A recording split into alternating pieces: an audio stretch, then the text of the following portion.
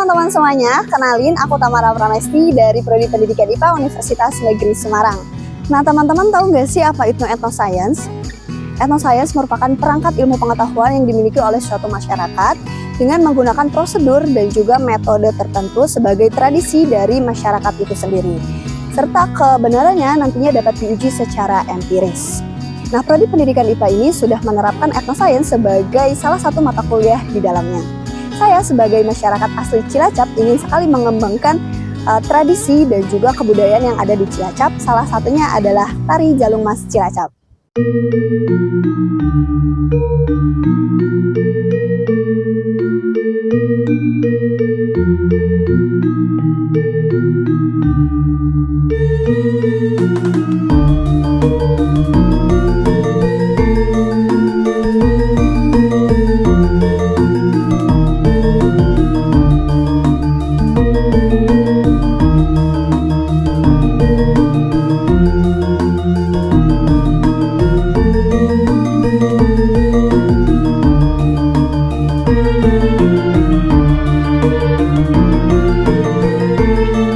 Halo teman-teman semuanya, kali ini saya sudah bersama dengan pemilik sanggar di salah satu kabupaten Cilacap. Ibu boleh perkenalan terlebih dahulu? Boleh.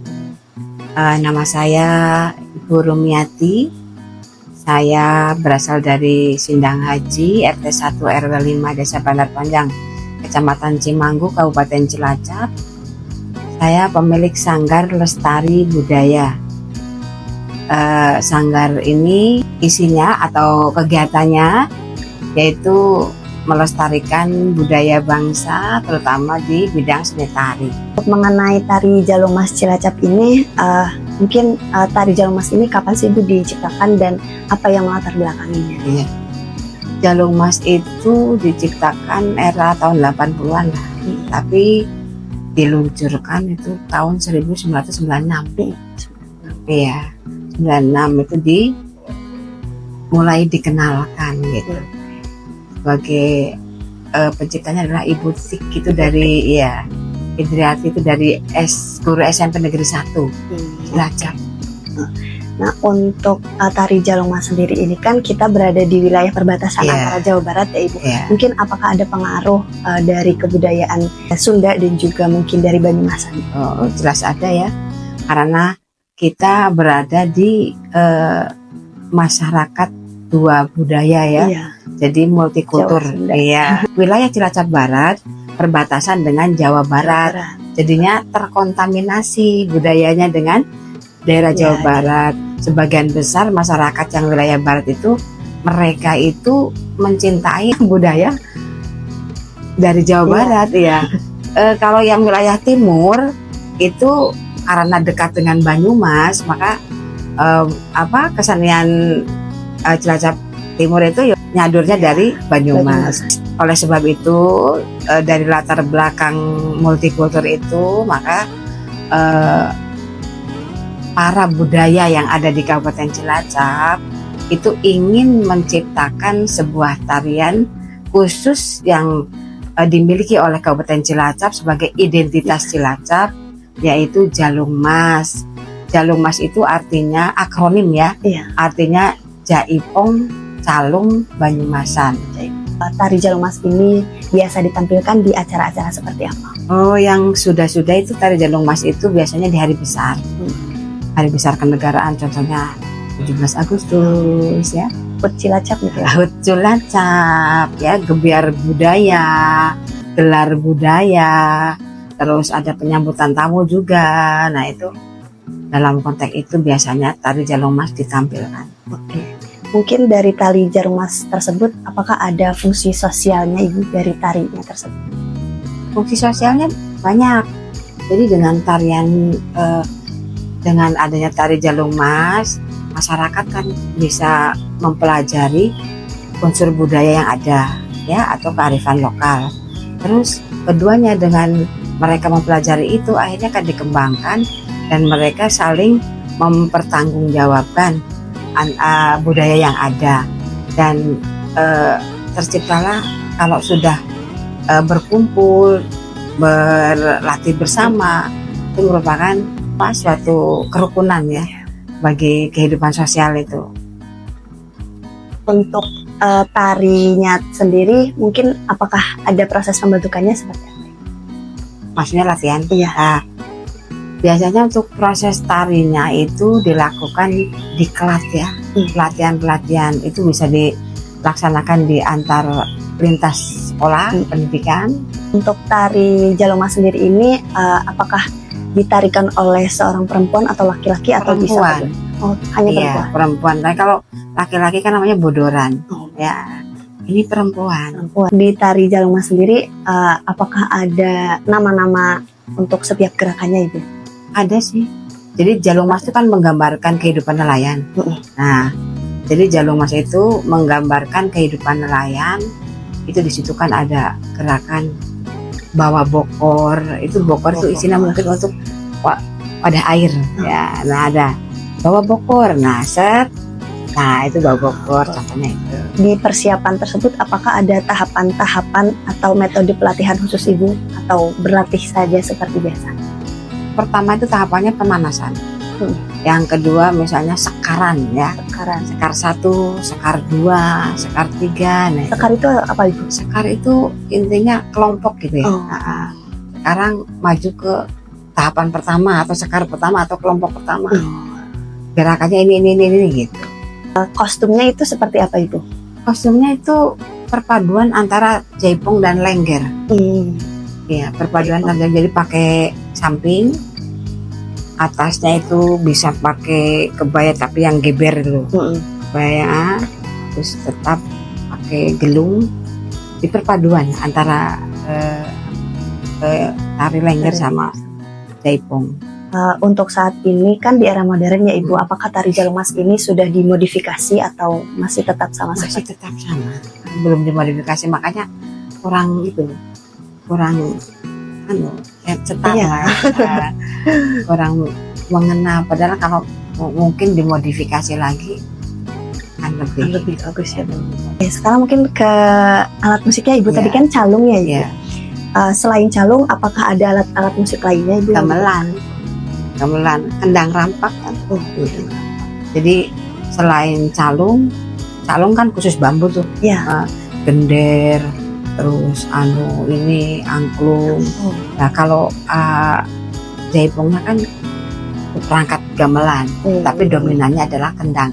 Untuk setiap tadi peran alat musik itu kan menciptakan suasana atau irama ya Iya. Ibu.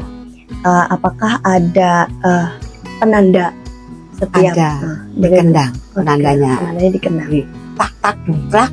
Nah, itu baru ini gerakannya. Iya. Terus kalau tong tak tak tak tak tak tak ini begini ya, Iya. itu dari kendang itu. Ketukan dan peralihan dari kendang.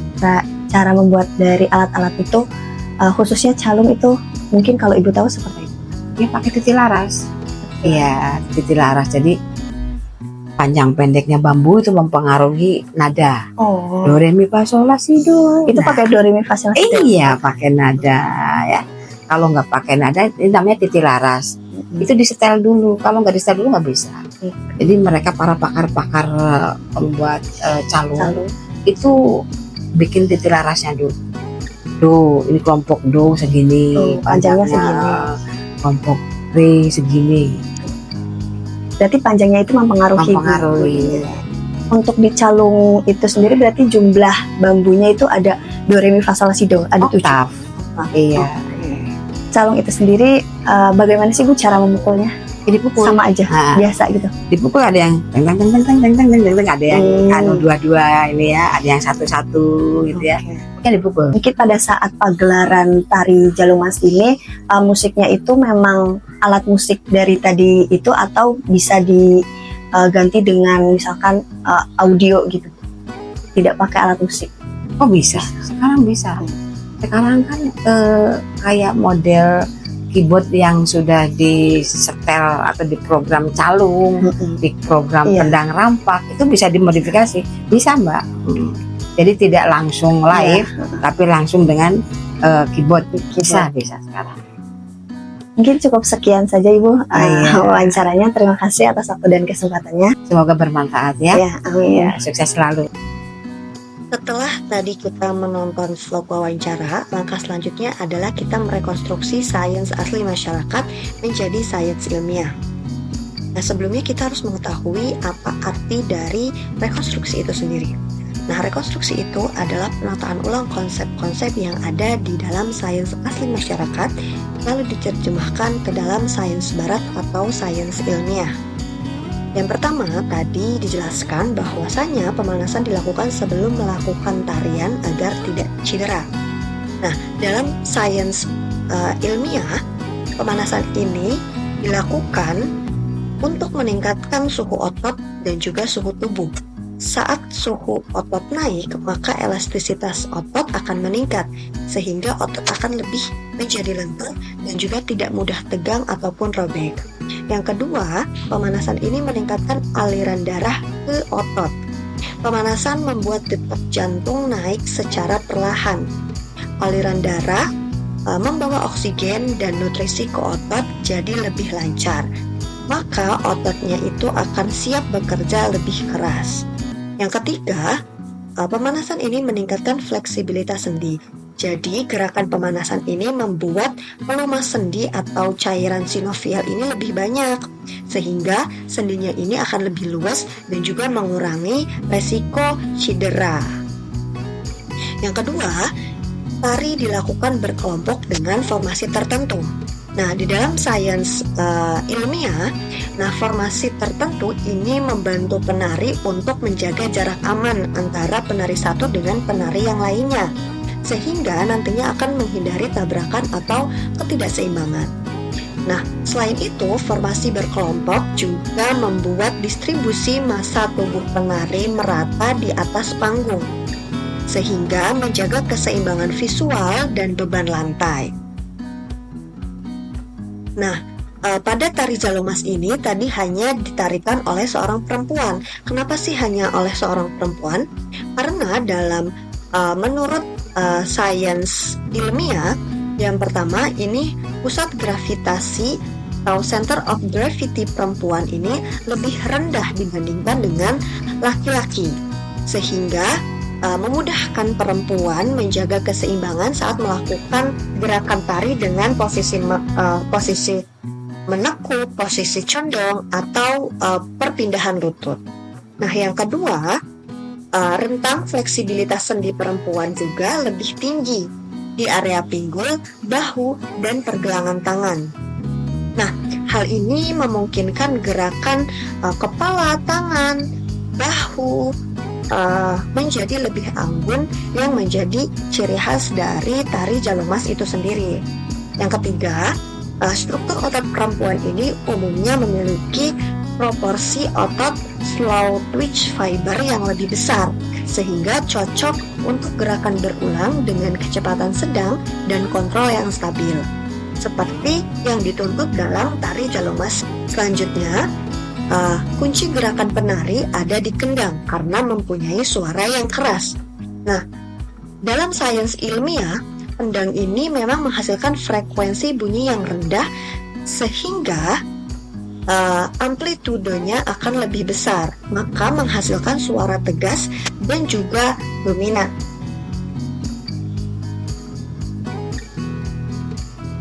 Suara kendang ini cepat ditangkap oleh otak manusia karena suara yang keras tadi, sehingga memicu reaksi yang cepat di korteks pendengaran.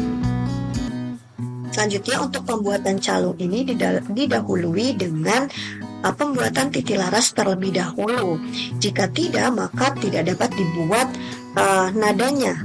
Kenapa? Menurut ilmiah, calung ini merupakan alat musik idiopon, yaitu suara dihasilkan dari getaran benda itu sendiri tanpa senar ataupun membran. Titilaras itu sebenarnya proses penyetelan frekuensi suara tiap batang bambu agar sesuai dengan nada tertentu. Nah, secara ilmiah, frekuensi atau disimbolkan dengan F, bunyi pada batang bambu itu ditentukan oleh panjang dan massa jenisnya. Nah, kenapa sih harus dititilaraskan terlebih dahulu? Karena saat dimainkan nanti bersama-sama, frekuensi nadanya itu harus harmonis. Dan yang kedua, agar suaranya itu tidak bentrok. Panjang pendeknya bambu mempengaruhi nada. Dalam sains ilmiah, semakin panjang bambu, maka semakin rendah frekuensinya. Nah, sehingga nada yang dihasilkan akan semakin rendah pula. Sebaliknya, semakin pendek bambu, maka semakin tinggi frekuensinya, sehingga nadanya pun akan semakin tinggi. Nah, frekuensi getaran ini berbanding terbalik dengan panjang benda yang bergetar. Untuk rumus kolom udara tertutup seperti calung, ini adalah F sama dengan V per 4L. F sendiri ini adalah frekuensi bunyi, V adalah kecepatan bunyi di udara, L adalah panjang kolom udara atau bambu. Jadi, jika L-nya besar, maka frekuensinya akan kecil, maka nadanya akan rendah. Jika L-nya kecil, maka frekuensinya akan besar, sehingga menghasilkan nada yang tinggi. Calung dibunyikan dengan cara dipukul satu-satu atau dua-dua. Nah, secara ilmiah, saat calung dipukul satu persatu, itu akan menghasilkan frekuensi yang tunggal. Sedangkan saat dipukul dua-dua, calung itu nantinya akan menghasilkan dua frekuensi sekaligus yang bisa, yang pertama ini berharmoni jika nadanya selaras, dan yang kedua interferensi bunyi jika nadanya berdekatan atau tidak selaras. Selanjutnya, alat musik bisa diganti dengan keyboard atau sound system. Menurut sains ilmiah, alat musik tradisional ini menghasilkan suara dari getaran benda fisik. Contohnya tadi bambu calung yang dipukul nantinya akan menghasilkan getaran udara lalu menghasilkan bunyi. Sedangkan keyboard elektronik ini menghasilkan suara melalui gelombang listrik yang diubah menjadi gelombang suara menggunakan loudspeaker.